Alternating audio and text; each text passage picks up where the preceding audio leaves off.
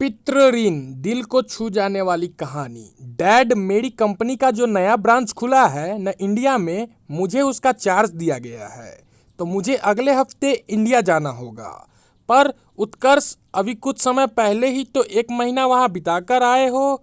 तब मैं वहाँ कंपनी का नया ऑफिस स्थापित करने गया था, और अब क्या, अब कंपनी ने इंडिया ट्रांसफ़र कर दिया है। वहाँ जो नया ऑफिस खुला है उसे अब कुछ समय के लिए मुझे ही संभालना है। धक्का लगा उन्हें। फिर से इंडिया। कितनी मुश्किल से पीछा छुड़ाया था उस देश से उन्होंने, दीनानाथ पाटिल उर्फ डैनी ने। लगा जैसे किस्मत फिर से उन्हें उसी ओर खींच रही है। डर भी लगा, कहीं उत्कर्ष तूने मना क्यों नहीं किया। कहते मेरे पेरेंट्स सीनियर सिटीजन हैं, उनकी तबीयत भी सही नहीं रहती, मैं नहीं जा सकता।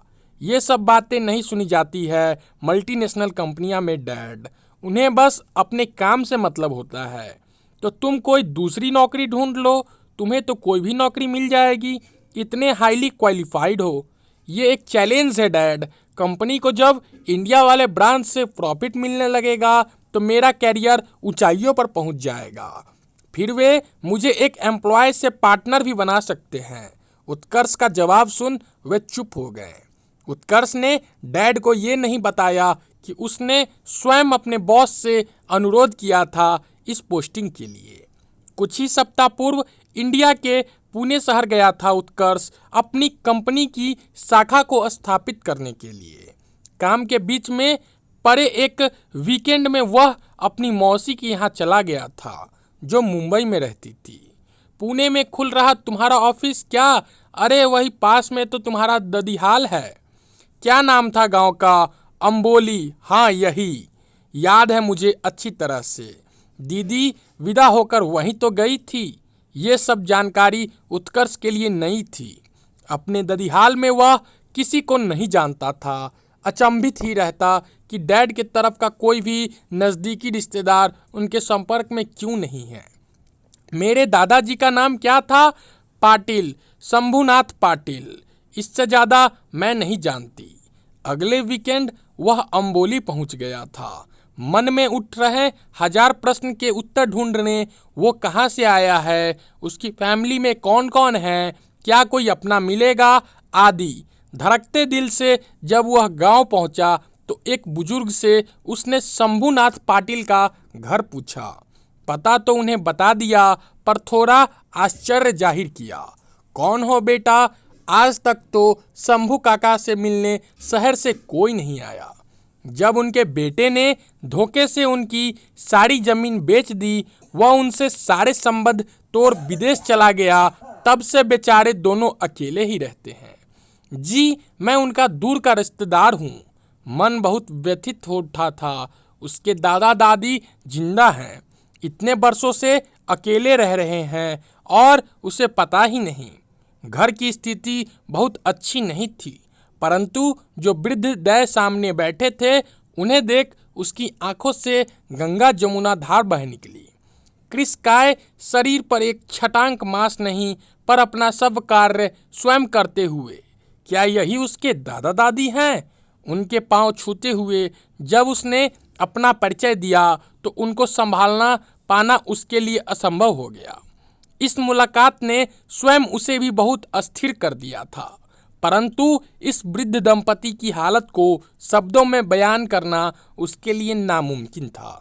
जिसका उन्होंने दशकों से सपना देखना भी छोड़ दिया था, वो अगर सच बन उनके सामने आ गए तो दिल की धड़कन तो कुछ पल के लिए रुक ही जाएगी ना। जब सोमवार प्रातः वह पुणे लौटने लगा तो दादा दादी बेतहाशा रोने लगे। उन्हें लग रहा था कि उनके पुत्र की तरह उनका पोता भी अब कभी लौटकर नहीं आएगा। बेटे का 30 वर्ष से इंतजार कर रहे बूढ़े माँ बाप ने अपनी किस्मत से समझौता कर लिया था। पर अब दादी माँ, दादाजी, मैं आपसे अपनी कसम खाकर कह रहा हूँ, मैं आप लोगों को छोड़कर कभी नहीं जाऊँगा। फ्राइडे शाम को मैं वापस आ जाऊँगा, आप बिल्कुल निश्चिंत रहें। नौकरी तो करनी है ना। शायद ये सप्ताह उस दंपति के जीवन का सबसे लंबा इंतजार कर रहा होगा। पर जब शुक्रवार को उत्कर्ष वापस लौटा तो तो मानो उनके जान में जान आ गई। दादी की मुस्कुराता चेहरा तो सचमुच में सुंदर लग रहा था। खून के रिश्ते में कोई बात तो होती है, वह हमारे हृदय के तारों को झंकृत करने से कभी नहीं चूकती। उस सप्ताहांत उत्कर्ष से जितना बन पड़ा, उसने दादा दादी के रिहाइश को बेहतर करने की कोशिश की। ये उसका इंडिया में आखिरी वीकेंड था। अगले शुक्रवार उसकी वापसी की फ्लाइट थी, पर उसने अपने भविष्य का खाका मन ही मन में तैयार कर लिया था।